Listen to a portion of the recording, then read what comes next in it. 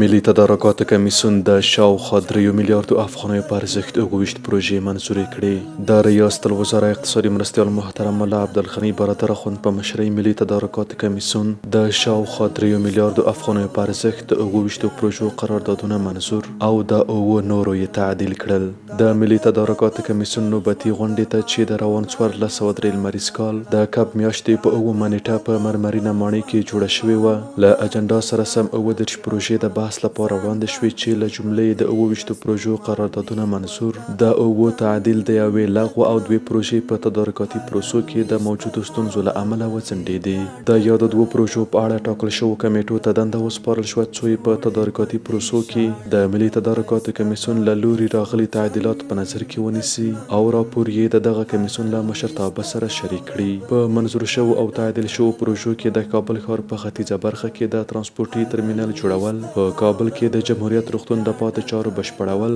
د هرات د پاشتان او د فراه د بخش آباد بندونو د پاتې چارو بشپړول، د غزنی ولایت د سلطان بند د ساتنې او پاملرنې پروژې بشپړول، د سرپل ولایت د سلطان ابراهیم بند د تفصیلي ډیزاین پروژې پیل، له کابل څخه کندهار ته د برېښنا پایو سب سټیشنونو جوړولو او لاین غځولو پروژې بشپړول، له کجکي بند څخه کندهار ښار ته د برېښنا مزي غځولو پروژې پیل، په یو شمېر نورو ولایتونو کې د برېښنا په برخه کې د شته پروژو د پاتې چارو بشپړول او د کابل ښار یو شمېر داخلي سړکونو جوړول شامل دي چې د افغانستان اسلامي امارت له لوري تمویلېږي.